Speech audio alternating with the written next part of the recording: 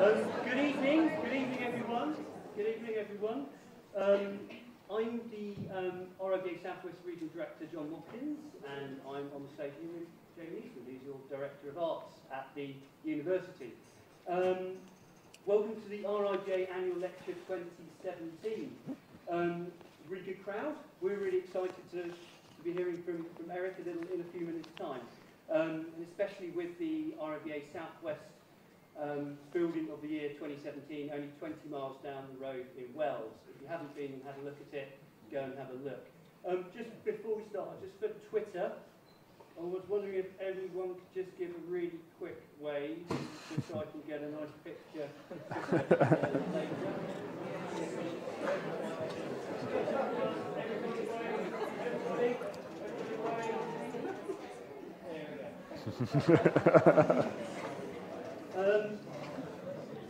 Before we start, a couple of quick thanks we just want to put in. Thank you very much to the University of Bath and to Daniel Wong. Thanks very much to the whole team here at the Edge, especially Nicola and Rebecca. Thanks to our sponsors, Fine Line Aluminium. Dave was the guy outside. Thanks very much to Callum and Harriet for meeting Eric down at Bath Station earlier this afternoon. Thanks very much to Joanne Gold, who works with Eric, who's been fantastic at Eric's side, helping us out. And of course, thanks to Eric. Very quick ad. RIBA student membership. If you're not an RIBA student member already, it can help you on your journey to becoming an architect. It can open up opportunities, it can make you more attractive to future employers, and offer access to funding opportunities, and it connects you, and importantly it connects you with practicing practitioners. And it's free, so if you haven't joined the RIBA, you can join online. I've got some application forms here if you want to grab them at the end, and we'll get you joining a huge community of architects and students across the world. I'm going to hand over to Jamie to talk about the Festival of the Future City. Thanks, John. I'm going to do a plug for this programme which is happening next week. Before I do that, I just wanted to ask, have you been here in this theatre before? Is this the first time? Quick show of hands, who's been in this theatre before? Okay, good. Keep your hands up if you knew that this theatre was designed by the architects Helens and Peter Smithson. Okay, so anyway, I mentioned that because Alice and Peter have this sort of, a kind of ongoing relationship, I suppose, through some of the art programmes that we do here at the Edge. And currently we have an exhibition that reflects on the sort of legacy of Alice and Peter Smithson in the gallery spaces. So if and when you find yourself or would like to kind of visit the Edge between Tuesdays and Saturdays, go and see that exhibition. It's really worthwhile. But the other plug is next week, Festival of the Future City, which is all sorts of different sort of talks and events that look at how we can perhaps, whether, I suppose, Bath itself or how we live in the future will kind of be as utopian, I suppose, as we would like it to be. And one talk in particular that I want to point out was next Saturday at 4 PM here in this theatre. We're having a talk about what makes architecture great, or what is great architecture. And the idea with that is for it to be a kind of people's debate where we hear from everybody in the audience, or as many people as feel like they want to talk about that subject, about what makes great architecture for them. And we also have joining us at that talk we've got Stuart Wood, who is from Heatherwick Studio, Thomas Heatherwick Studio. We have Semble, who I think maybe spoke to some of you yesterday, or Jane from Semble was there with you guys yesterday. And we also have someone whose name I'm going to have to quickly read out, but they had a role to play in the Shard in London. And just let me find their name because Roma Arawa. I don't know if that means Agua. So I think if you want to get the opinion of Roma or Stuart or Assemble as to what they think makes great architecture, then you'll be able to sample what they think and kind of join in on that debate yourself. So that's next Saturday, 4 p.m. But also, we'll be giving out these flyers as you leave, these brochures as you leave the auditorium, and you can have a good look at the programme and do come along to as much as you can. Okay. Thank you. So, Alex, you're up next. Thank you.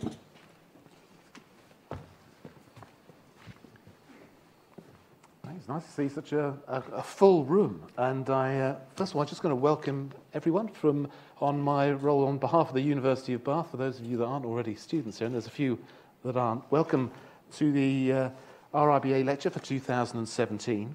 I'd first like to thank John Watkins, because he's managed to thank everyone else, but John, I wanted to thank you and your team at the RIBA Southwest, not only for putting on today's event, but also for all the help and support you give the university and our students during the course of the year. It's greatly appreciated, and not least the mentoring scheme, which I hope is now in full swing, that you've been organising with Daniel, and I know how greatly appreciated that is by our students in second year. I'm delighted also to be able to welcome Eric Parry to provide the RIBA lecture for this year. Eric is both a member of the Royal Academy and also a recipient of an honorary doctorate from the University of Bath, which I think is a unique double. If not, it's extremely rare. And I think that speaks a little bit of Eric's quality as an architect, a leading architect of his generation, probably best known in Bath for the sort of much admired, if not now much loved, extension to the Holborn Museum. But at the time, I'm not sure how you're aware just how controversial that was as a piece of modern architecture within the historic centre of Bath. But I think has proven the value of good quality architectural design, not only to those who live in Bath, but to those who've experienced that building over the course of the time since it was built. John mentioned that the Cathedral School in Wells, which was it was only about a month ago, was announced, I think, as the building of the year for RIBA Southwest. And I'm not sure if it features in Eric's talk tonight, but if you haven't seen that, I'd echo what John said. It's well worth a trip. Apart from having a reputation gained for extraordinarily good buildings, some of which now promise to be some of the most prominent buildings in the City of London, I'm glad to say, Eric also has an enviable reputation for being an outstanding draftsman. And the quality of his buildings is related not only to the quality of his drawing, but the quality of his thinking and the quality of the design process by which his buildings come about. So I'm very hopeful that Eric's going to give us some sort of insight into that process this evening. So with great pleasure, Eric, welcome to Bath and to the RIBA lecture for the 2017. Thank you. Thank you. Thank you.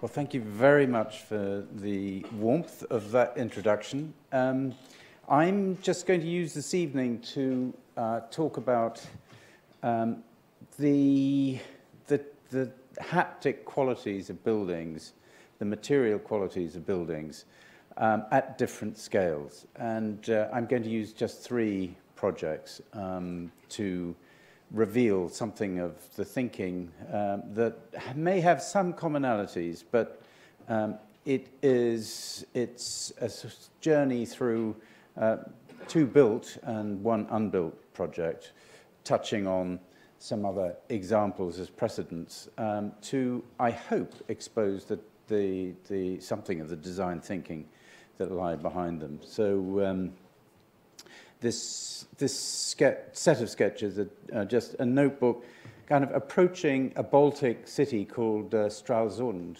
and which is one of these great cities on the Baltic. There are a whole string of them. And whilst there are lots of commonalities, there are differences, and the differences are in the combination of the towers, all built by different guilds, so representing different institutions in a way within the mercantile city, much as the City of London is, rather than a regal city or a dukedom.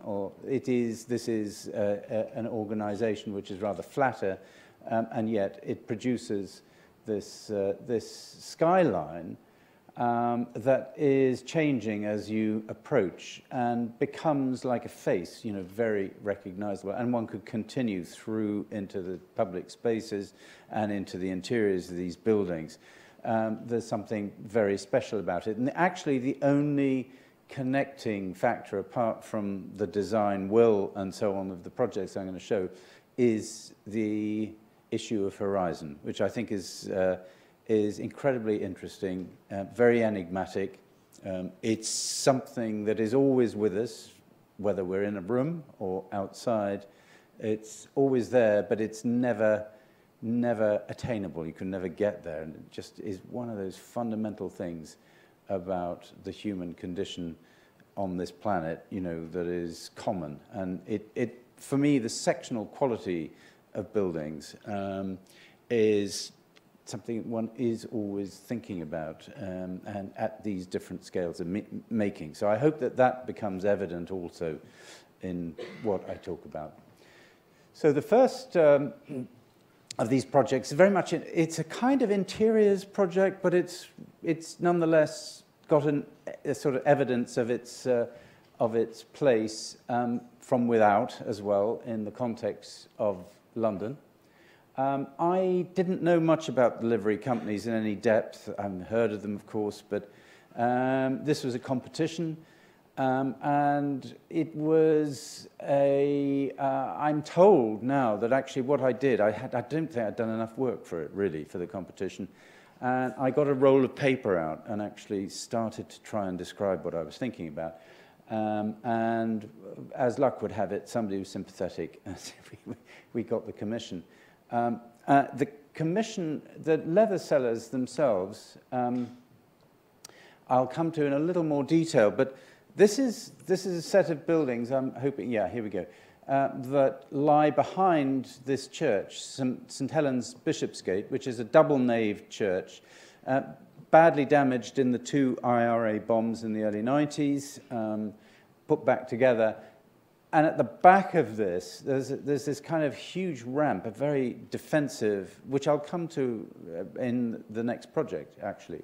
But on one side is a ramp going down to service a building to the left, and on the back is very much a back side of a building. And that, because of the changing nature of this bit of London, this was taken down. There's a listed wall on the other side, which was retained. A new building built with this ceramic, which is in a blue and red glaze. It's hand set, it's in lime mortar, very traditional, on a stiff substrate. And this is kind of, it's in anticipation of a new front to this chunk of the City of London, which I'm going to describe right now. So this is a scattering of our buildings on the left-hand side in the city. And these three here that are isolated happen by chance to be related. But we're looking at this little building here. So this is the leather cellars. This is actually the site for the tall building in London. And this is a site that is nearing completion and on Fenchurch Street. There's this sort of wonderful fish in the middle of the City of London. It's kind of getting out to Aldgate and to where Chaucer's gate, Aldgate, because he was the gatekeeper, was into the city all that time ago. But this is a competition as well of a different kind. And then Fenchurch was a long process that started competitively and has ended up in the building. I'll describe a little bit of that. So this is a sketch going right back to the beginning, talking to the leather sellers. The competition was actually to make their hall on this side. This is a tall building under construction, 100 Bishopsgate, Allies and Morrison. And the sixth hall, this is their 7th hall, lay on the north side here. And it transpired that it was constrained rather dramatically by the kind of pragmatic skeleton of a building, and it was always in the lee of this huge building, and wasn't getting very good light. But as I drew this little sketch, I suddenly realized that they knew, of course, but that we were at the epicenter of the sort of tall buildings of the eastern cluster of the City of London. Very interesting. And that I was asked the question, if they took a lease back here, could I fit them in to this southern side? And I said, perhaps. So I had a look at this. And what I didn't realize at that point was the long history of the leather cellars, going back to a royal charter in 1444. In the 16th century, at the dissolution of the monasteries, this is a double-naved church, one side of which was for Benedictine nuns, and there was a little, I'll show you the plan in a minute, cloister and so on here. And the leather sellers bought this whole chunk of land, including this building. So this is under construction. It will return to the leather sellers in 125 years. It's an extraordinary thing about the livery companies. But they bought this chunk of land, the freehold to it, something like that, for 398 quid, which was probably a lot of money at the time, but is looking like a fantastic bargain now. So that was the background to that. So here you have it in the 19th century. You can see what's happened is there's this passage which is owned, it's a private road off Bishopsgate, so the massive road here with all the tall buildings now happening around here, nestled into St Helens. This is a photograph of that space with its blank end at this point, really hemmed in, which they then redevelop. So they, and at the time, they have this archaeological survey done, and you can see here there's the parish church and there's the nuns' church, separated by a screen, and here's the cloister, and there's a little way through from the nuns' church into the nuns' parlour, the chapter house, and the undercroft. Some of this was taken over earlier than this to create the 4th and 5th halls. And then you can see here the dotted line shows the frontage of St Helens Place. So in the 20s they rebuilt, and the question I was asked was, could they fit into the southern side, which meant they would have good sunlight. And I drew a kind of little section here that showed that you could have their main rooms, which are a kind of given, a reception room, a courtroom, a dining room, most importantly, and that could be settled underground, potentially, adjacent to this wall, giving a new frontage at the back here.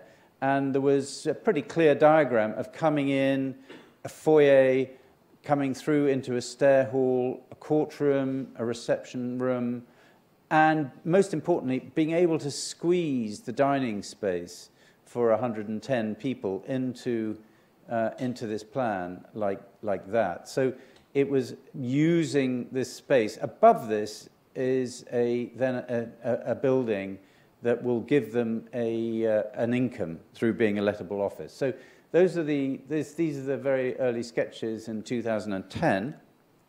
And I said, yes, we could fit them in on two accounts, with two provisos. One being the engineering. So having done a big hole next to a sensitive church, St Martin in the Fields, I felt reasonably confident about this. But actually, as the section developed from the one I've shown you as a diagram, it gets much deeper and much more complicated. So we're going down the best part of 20 meters, certainly 18 meters. And you can see we've got a retained wall here to St Helens Place. And we got the church, which needed light boxes over its stained glass while all this happened. And it couldn't move a millimeter, because this is a ramshackle medieval wall. You can see the connections here to the old Benedictine nuns' set of spaces, rather beautifully revealed at this point. And here it is. So all that piling, and these were just there to stabilize it, and it really didn't move many millimeters. So it's a fantastic thing, you know, to be able to prop the existing elevation, which could have been taken down and rebuilt, and ferret away to create that space to enable the dining hall to work at this longest space dimensionally on the site. So the other thing here's the section then of the new building, the retained frontage, and then the new building giving these office floor plates. Then the entrance now reduced. It used to be up steps, reduced so it's accessible. Coming through a lower space here with the company's offices set above, and then, you know, exploding into a stair hall that takes you down. Because the second proviso was as long as they would accept the decorum of going down to dinner. So, you know, it had to be good, because normally you would go up. You kind of want to go up.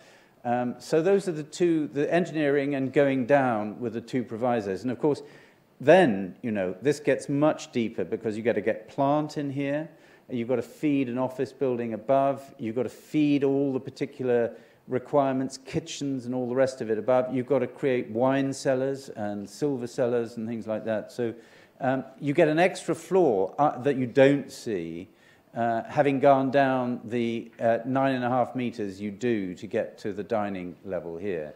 So just bear that in mind as a section. And then there's the new entrance, and there's the pushing out of this. There's the proximity, which is just a wonderful gift, next to the medieval church with its stained glass windows and so on. And there are a number of elements that get recast. So this is the condition. Just then, sorry about the reversals, but here you go. Here is St. Helens Place. You're coming in. You have above this a plan, which I'll show you in a minute, which has the company offices snuck into the double height of that. That gives you a series of smaller spaces, particularly a library space and a little sitting area. And that's served from this little servery at this point with a dumb waiter. And then these are the stairs going up and down. There's a second entrance at this point, as it were, a service entrance with these lifts. But the main business is to come in. You have kind of morning meetings and business, but you also have the rather more ceremonial occasions of gatherings. So you're dropping your coats in here. You're either coming through into the stair hall and being able to sit in these ingle nooks or this banquette. You're going into the courtroom space, which can work unto itself. It has to seat 29. So this is all new furniture, new space, obviously. And then you move through into a reception space. So if it's on a formal evening, these doors can be thrown open. This table can go away, and you can make this a continuous space working through the staircase. And this space is served by the back of the house, a dumbwaiter that goes down to the wine store, so that can serve out to this point. And here is the entrance to the offices that are ranged above this as a long-term financial benefit to the company. So just to go through this, one of the issues that cropped up was they wanted a new entrance, so it was kind of sensitive. I didn't want to use columns, so I wanted to insert something that reflected the fact that now you don't go up steps, which is the case for all the other buildings, and it would come out reasonably discreetly. Actually, it's about 3 meters. And that we could absorb some of the metalwork, which is really very beautiful, from the 5th hall that was integrated in the 6th but had lost its top. So we've made a new element here. These are metal doors that are both security but also show, and they open back and then you go in. And on top of this are flambés. And the idea was that you get a sort of element in a skin of bronze with a white vitreous enamel underbelly that can be lit. And that would announce, these existing sculptures that they had, that would announce the entrance as you come into this space from Bishopsgate. And of course, at the back is this amazing, presence of the Gherkin. So this is like walking into a bit of the Marais with gas lighting. It's a fantastic collision. So this is it. So here you have the gates open, the entry, and this is lit when it's darker. So this is vitreous enamel. This is catching water, obviously, and draining back discreetly into the back of this. So there's a slope on that vitreous enamel. And then you enter to one of the main spaces. This is the courtroom. So this is in black American walnut. It's a contemporary space but with a very traditional material. The reading of these panels gives you both acoustic control as does this element that wraps over here. Then there's a lighting tray at this point. And then you get air as well through this. These open up for an AV, audiovisual screen, and so on. And this can be cut back. It's got a kind of water edge to it. There was a reception carpet that I didn't really want to throw away, so we cut it down, and it's been installed as an element in the room. And then you move through in a moment, but we'll just look at some of the smaller spaces. So these are some of the leather, naturally, elements. So the banquette and these ingle nooks are in leather.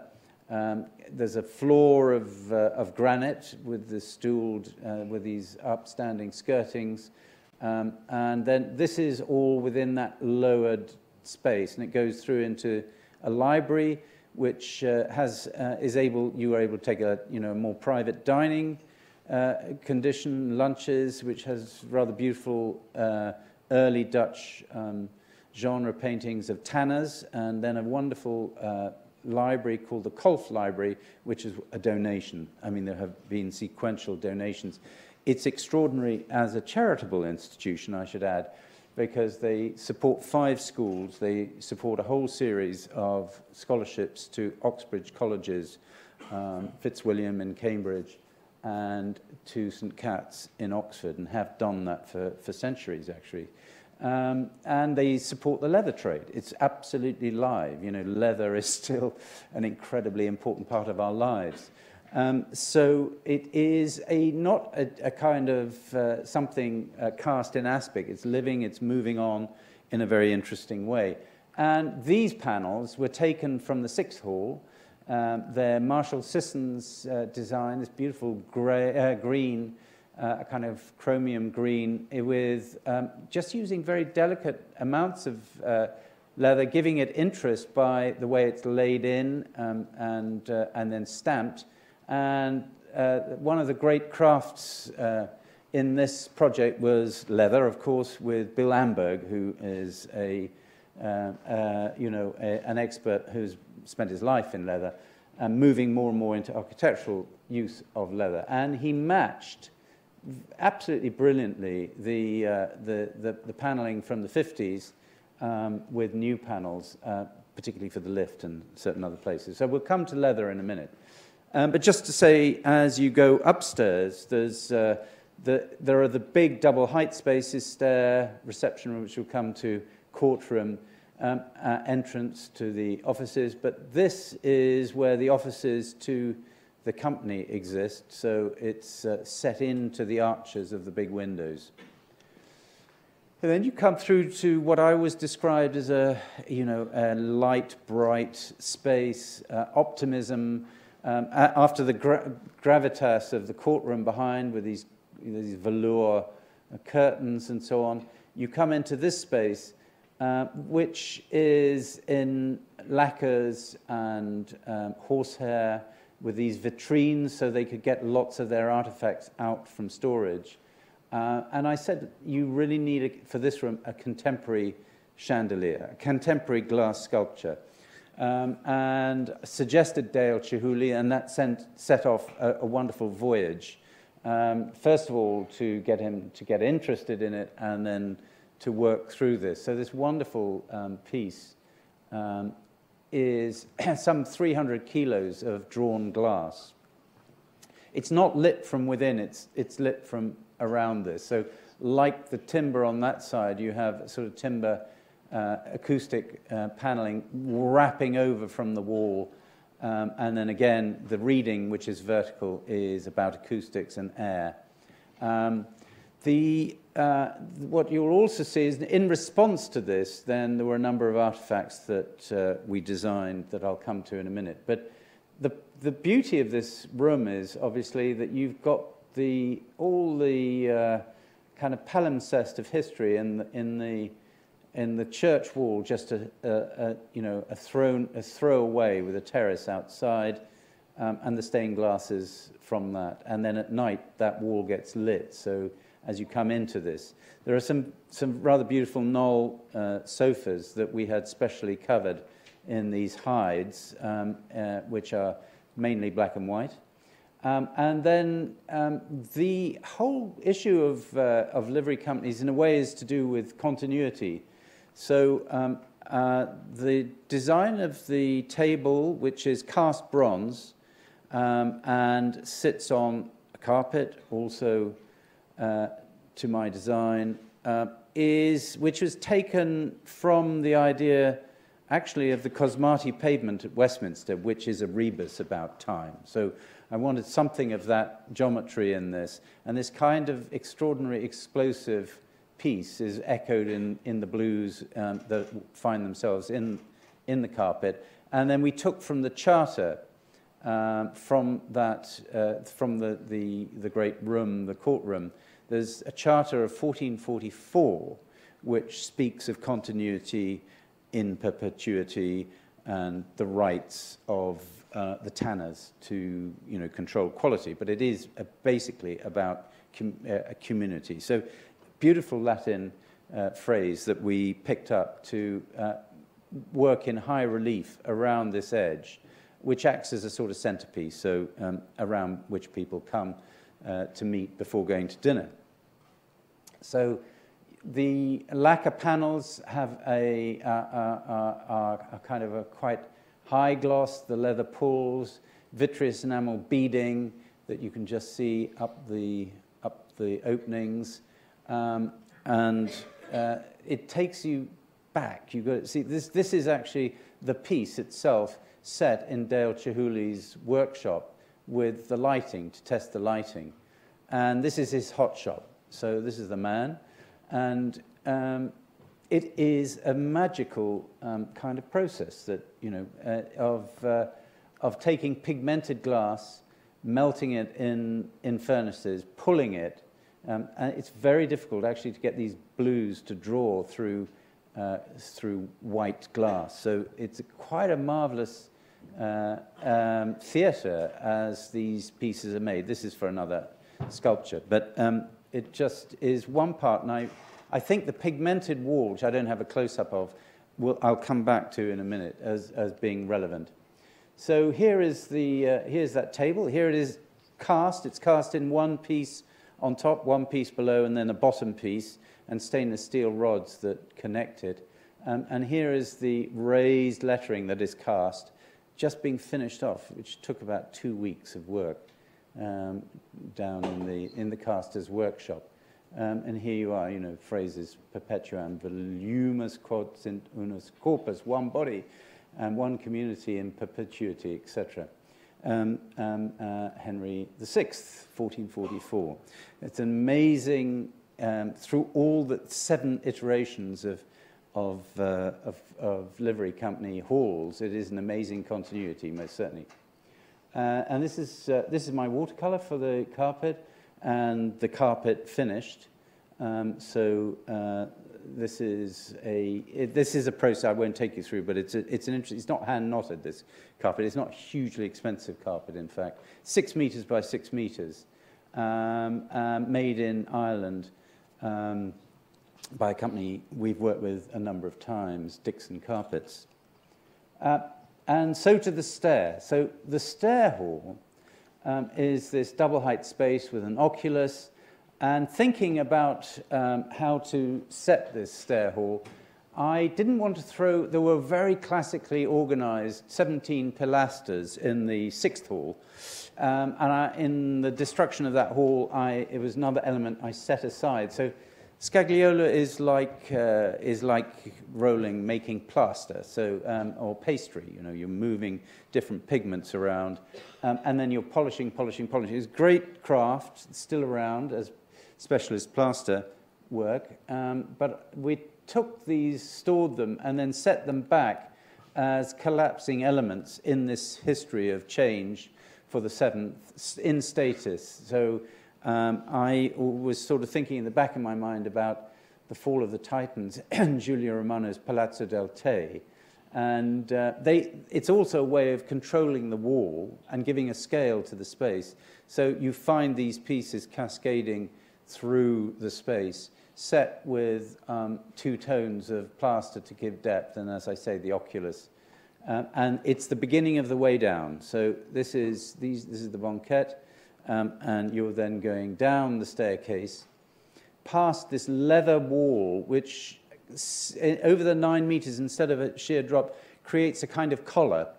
So this is a cast concrete stair that folds its way down, that has this edging of granite, which is drawn together, stooled together, with the carpet in the middle, coming down to this rather luscious purple, which is a kind of take on the blue and red ceramic you saw outside.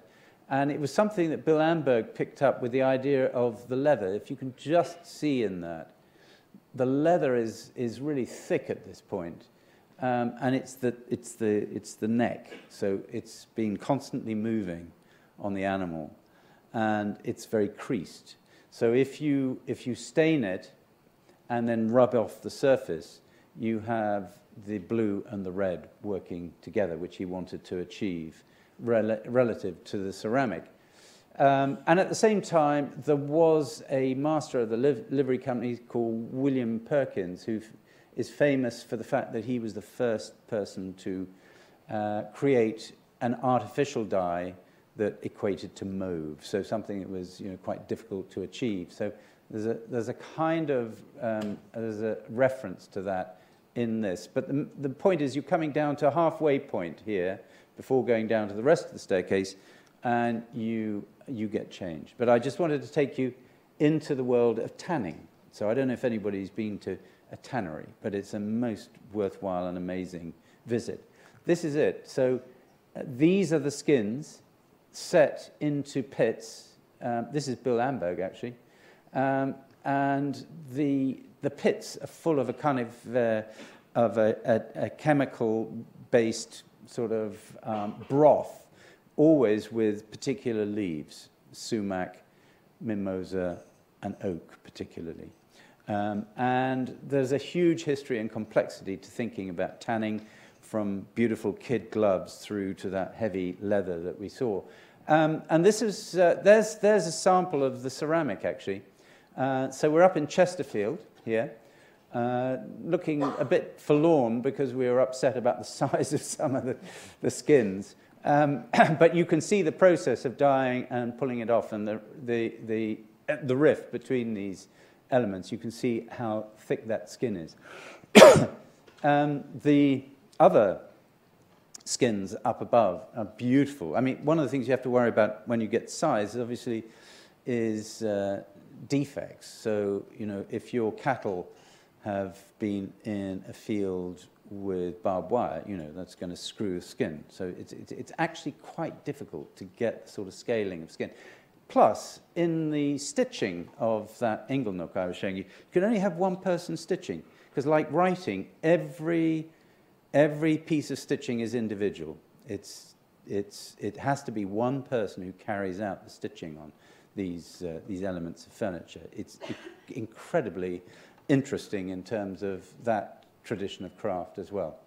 So you come down, and this is gender equal, so it's in terms of those members of the livery company, but this is the male toilets and changing rooms, so there are showers, loos, and you've got to get comfortable before you go to dinner. So this is all about what you might expect.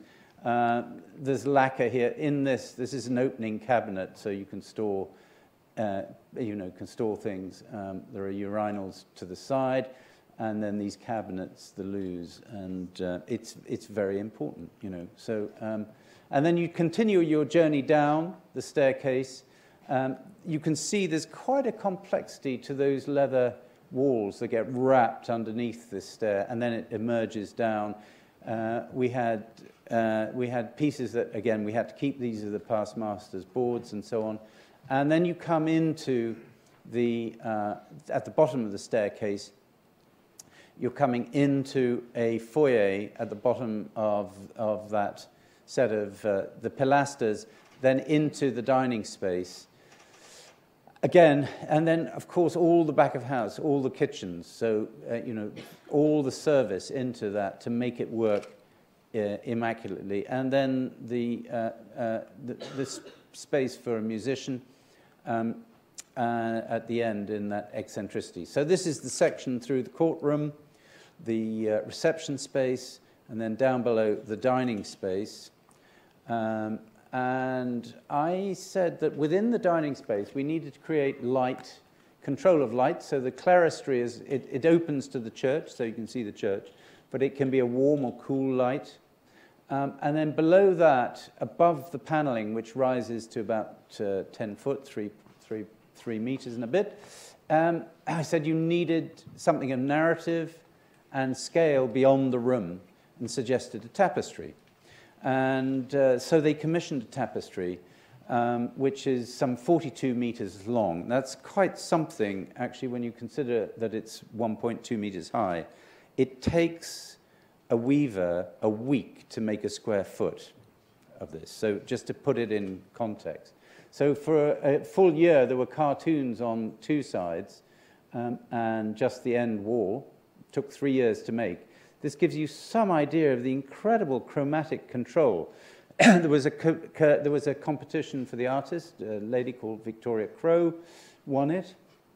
And this, just so you can see, it's a bit like the glass blowing. You go back of house at Dovecot Studios, and you have walls of wonderful pigment, wool, some of which you can't achieve now the dyes of. So wool storage going back to the 20s, it's extraordinary. But the way that is created with bobbins, and a master weaver will take 20 years to achieve their kind of craft.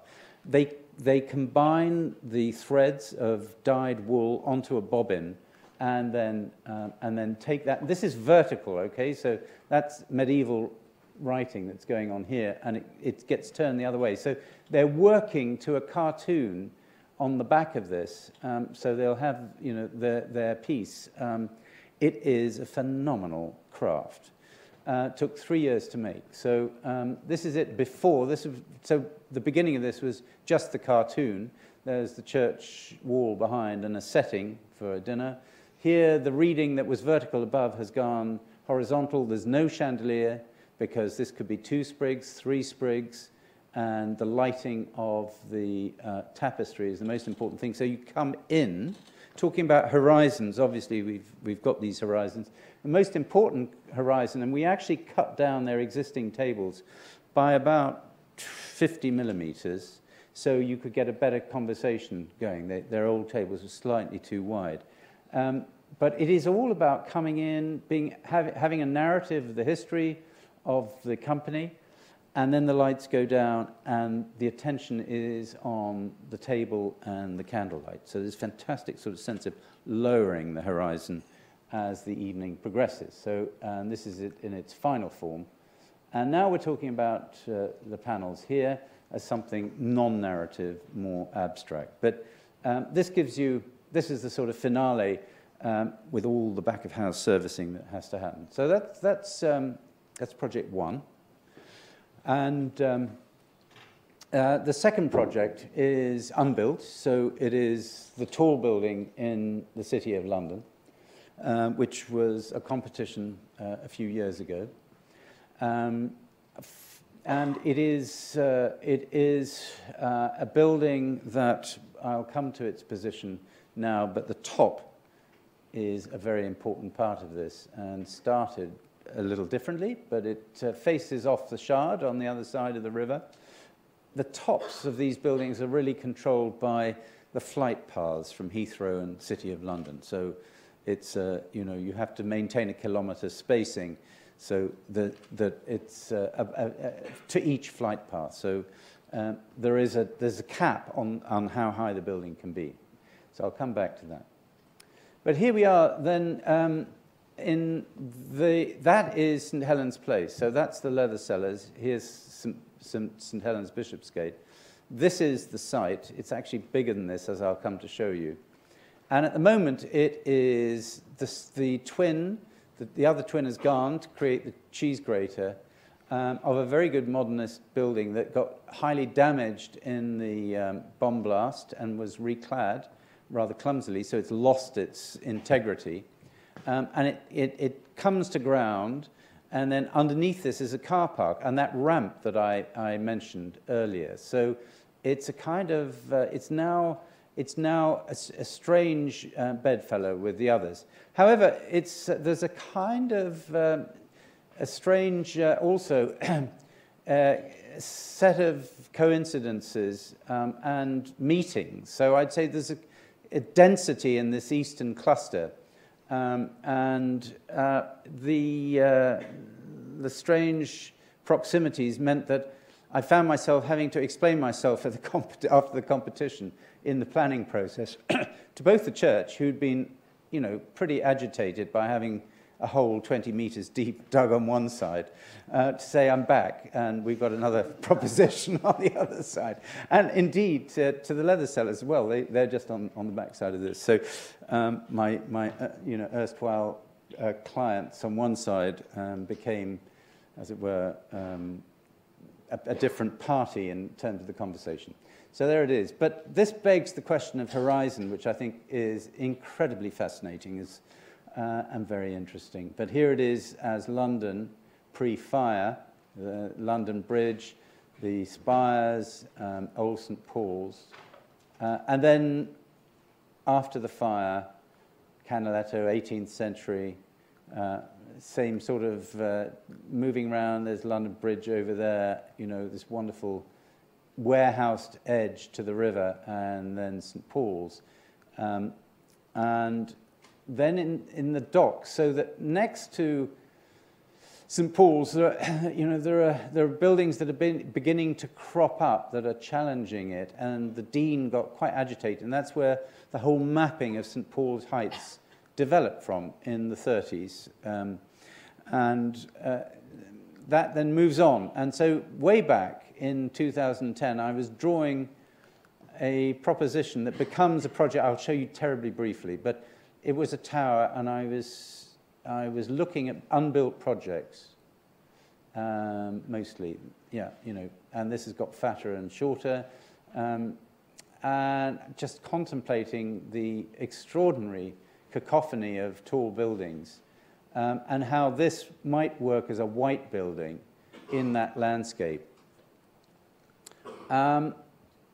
When having to think then about one undershaft. One undershaft is named after a maypole that stood outside St Andrew's undershaft here. So that's where it kind of gets its name from. And here you can see what I described earlier, going to Aldgate, and you can see that there's a very interesting drift happening here of passageways. This is a building we're doing. It's under construction. And I'll just show you that very briefly. It's a building that has a public passage through it to enable the porosity to work. And from that public passage, you can take lifts straight up to a pocket garden on the top, where you can have your sandwiches or meat, and there's a restaurant below that. This is 5 stories, effectively, above a shoulder which was an agreement with the planners to create a new height to Fenchurch Street. But having posited the park on the pocket park on the top of the building, that enabled, the getting of a substantial building, which is for Generali and will be M&G's headquarters. But this is the passage through. This is the main entrance. You come in, there's the lifting, you see into this space. There is a digital screen which is related to the garden as a camera oscura above, and then as much retail as you can get to animate the edges. Not this edge, because this is a quiet court. So there's a lot of differentiation in terms of public space. So this is the passage through. And this is just something of the complexity of these buildings. We've topped out, and the garden, which will be a Wisteria Garden, designed by Latson Partner, is going to be, I think, very good. But when this competition emerged, I felt that the principle of it should be to free the base of the building. So to move the core to the west side, and to get rid of that ramp, which is so ugly, and to move the road over the ramp. You get into this, the servicing all takes place in these giant goods lifts that take you down, and I'm not going to take you through all the details of that, but there is, as a key, the key is then moving up to, not unlike 122 Leadenhall, up the escalators to the office lobby, which is double height because of double height lifts, raised above the ground by 10.5 meters. So that's about the height of these walls to the churches. So the churches will speak to each other through this. And then because the site is all this area, we're able to, and there's an existing basement, we're able to create cycleways down into a lower space below retail, which is underground, in order to keep this thoroughfare very open. So there are stairs down, lifts down, and steps down into that lower space. Interestingly, the way that space syntax, who you may know, you have to get into, it's a very complex process, as you can imagine, the planning permission for something like this. But space syntax are good. It's in terms of analysing the porosity of space and what they call the lingering factor. What makes you want to be in a space rather than chase through it. So these diagrams just expose the sort of hot spots and what happens when you open this up to create an open space rather than the closed space that it is at the moment. So that's what these diagrams show. So this is, in principle, the building lifted with the lobby at this level running from 10.5 up to 18 meters high, suspended under the belly of the building, as it were. And then the space down with retail, working all the way around here. And very importantly, an entrance, because the other idea that I had to seed was, we're working on with the Museum in London at the Chart House, a very small project, but it's really interesting. It's about drawing school children into something that is really a living museum, the Chart House, old Carthusian monastery, still with an almshouse. So it's an interesting thing. And I just felt that the top of the building should not stand for the corporate identity of the ownership, but should be something as the tallest building in the Eastern Cluster. It should be a building at the top of which there was a sense of awe of London, which is complex, medieval pattern, and so on.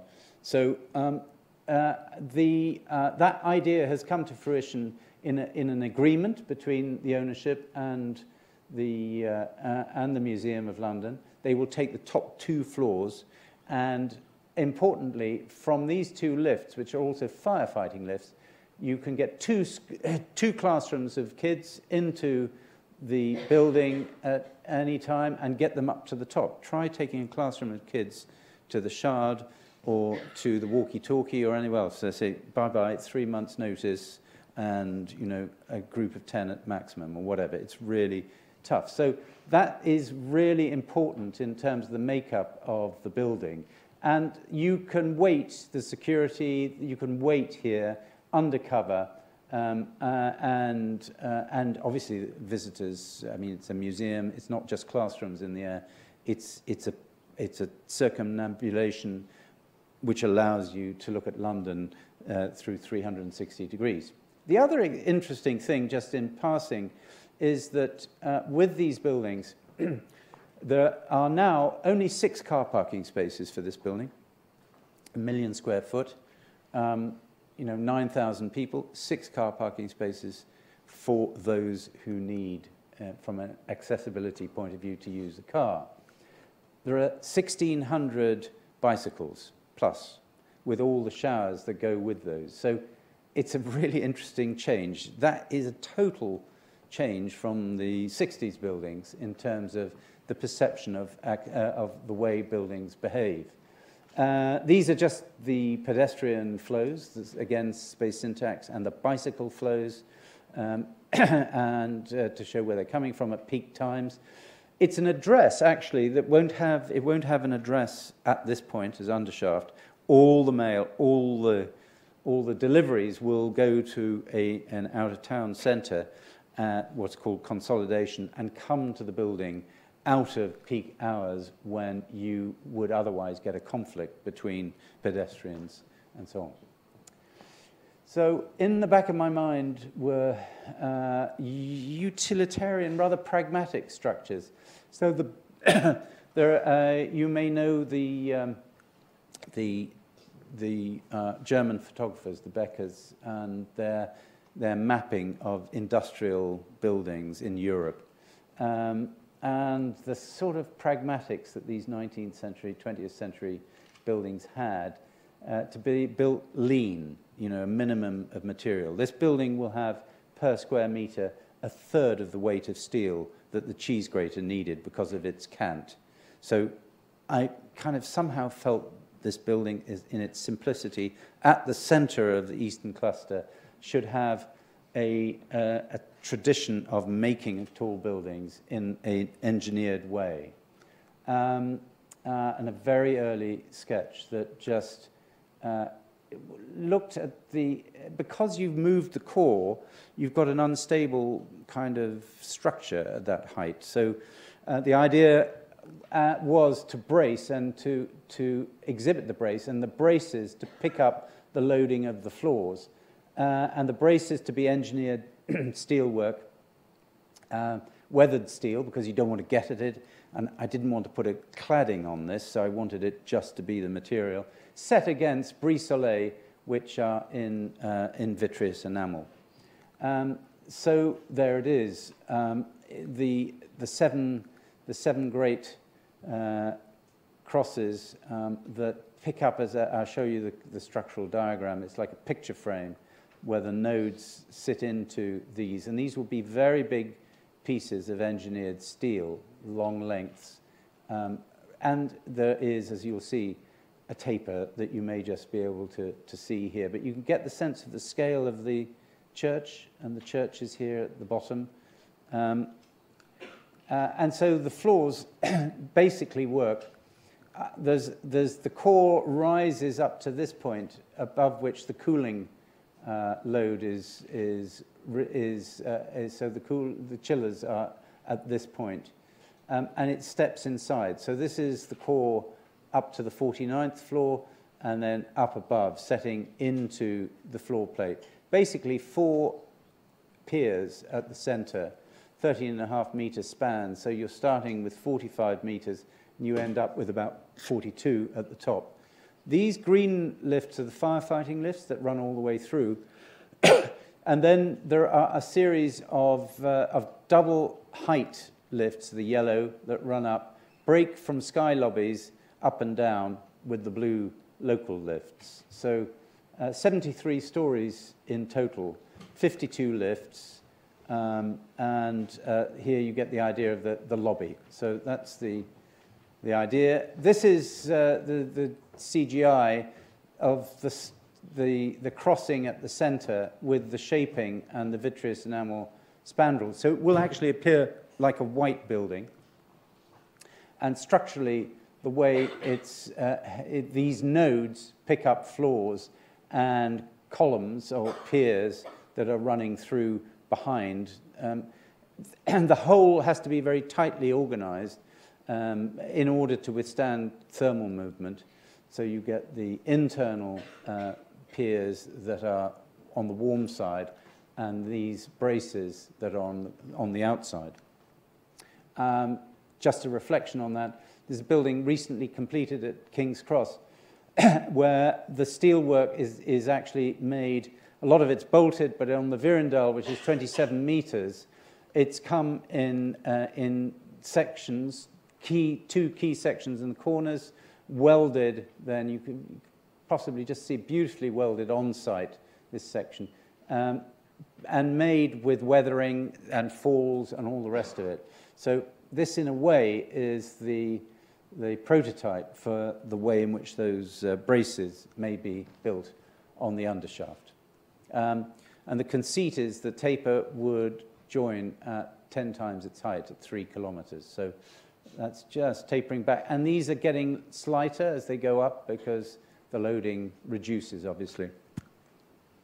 And that creates, at the bottom, the retail area at the lower ground, and then the openness through here, which can transform, like the Rockefeller Center, into something by winter and summer of a difference, and have this, all the issues that we have to deal with, like security, edging, raising, and it will create a canopy, so we'll get a lot of green as a raised territory.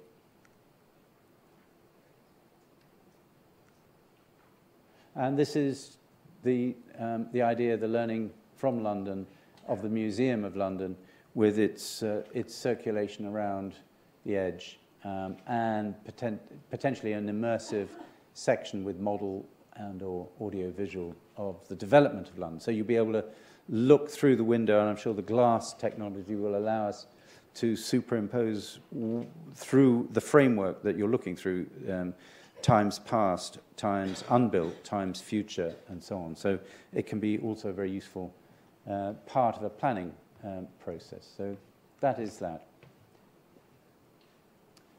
These wonderful traces of ancient London and the connectivity to the south and Europe and so on, somehow encompassed in this building. So it has its planning permission and its sign-off from the mayor. It's one of those projects that take quite a long time to come to fruition. So it's a 6-year project from the point at which it gets going. So don't hold your breath for something immediate. But we have wonderful clients, and I fully think that this will come to light in the fullness of time. To the last project, which is, one has kind of things that are motoring through. It's sometimes about ceramic, like the Hoban. Sometimes it's like, where it feels appropriate, you get a bee in your bonnet about a material. And I felt from the outset on this building, with a beautiful, this is an Atlantic cedar, and then the wonderful yew hedge next to this, that the color of, I think the expectation of everyone was that it was going to be a Bath stone or a local stone building. It has in the background the amazing Wells Cathedral. It's for the Wells Cathedral School, which is more than 1,000 years old, has always been associated with the cathedral. It's what they don't have, or didn't have, which is a recital space. And it was a competition, tough old competition. Amazing west front that houses, more than 300 sculptures. The cathedral is made as pretty complete, but it has amazing sophistication in it. Not least the set of small openings, apertures you can see in the front, behind which a choir stood. So just imagine you're approaching this as a polychromed elevation, and you're hearing, sound out of it. I mean, it's incredible as a thought, I found. And when I went down to look at Wells, which I didn't know well before the competition, during the competition, everywhere you went, you just heard. It's a wonderful place. It did have railway station. It doesn't now. So it's slightly inaccessible, you know. And you have a quietness, and you just hear music everywhere. It's a very musical place. And I was intrigued. This is the setting, so a Georgian house, which is now the schoolhouse. You have the lower school set to one side here. You've got a 19th century landscaped space, which is a cricket pavilion, cricket pitch, effectively, as well. So that's coming down to here. You've got a memorial garden. You've got a listed wall with this wonderful yew hedge. And it was really very tight. But my conceit, somehow, was the chapter house. So this is during the competition in 2007. The chapter house is an amazing room for the cathedral. The vicar's close, and a kind of ley line that would draw you to the new heart of the school, which is a recital hall for the school. So that was the idea brewing. You know, it's very difficult not to be incredibly moved by the ceiling of these spaces and the way this is unknown architect, actually. I mean, there are some incredibly sophisticated elements: the Lady Chapel, the retro choir, and the vaulting between those. Some of the most here is some of the most sophisticated vaulting anywhere. It's amazing. Most beautiful. And the chapter house remains above its lower space. The meeting place for the clergy, obviously, and it has this sort of cascade of steps, which you'll maybe know, takes you to a bridge that crosses the road on one direction or into the chapter house. One of the most beautiful set of steps in the world, and then the scissor braces and so on that exist in this exquisite building. But I've been tantalized by this and have been back to survey it and think about it. But it was knocking around in that slide as a kind of key. And so these are the first thinkings. Here's the listed wall. Here's a neighbour, so that's constrained. It's constrained on every side. Neighbour here, memorial garden here, cricket pitch here. And how you fit a big building into a listed landscape is something, again, about horizon. For sound, for music, you need volume. You need, at least 10 meters. You need the more volume, the better. We have an acoustician who's the guru, as it were. Volume is what he pleads for. Then we talk about materials and how to balance the materials and so on internally. So the idea was to create a wall of this theatrical idea of negative and positive that would change from day to night. So that's going up 5.5 meters. And then to create a clerestory, so the mass is broken down. You can see my little note here, floating block at the center, then corten, and so you have your wall, the floating block, and then you sink into the ground. So this is ground level, which is the upper level, a galleried level to the recital space below it. And it's like a sort of hand, so that this was not a music school in the sense it didn't have to have practice rooms. It had to have a capacity to take various functions in terms of scale. So the recital space is about, as what eventually became 18 by 20 meters. But you needed breakout space. You need a back here, so you could get... The idea was that you can flow through this building by day, albeit you've ramped down into this about 2.7 meters below ground. You're able to come through, obviously. A choir or an orchestra can muster behind here, so this can be closed off for performance. And then there are breakout spaces. So they wanted to be able to rehearse all the sections of an orchestra in the building at the same time. And they wanted observation rooms. So in the first iteration, there was the idea of a block beyond the listed wall. You can see orientation is incredibly important. All this glass So north facing here. So these walls don't get a lot of light here. And they're protected by this building on the other side. And you see in the finished building, so is the clerestory protected, very importantly. And so it is as it's settled in the end without that extra lump at this point. There's plant here as a buffer between the neighbour, willing but sensitive, not part of the school. There's a rising here to get a fire escape from the upper level and a theatre so that you can perform here, and this is the junior school. There's the recital room itself and then the wrapping around that. And the listed wall is recast as part of the building. So here is a little more detail. You're coming down on the ground into a lowered section, foyer,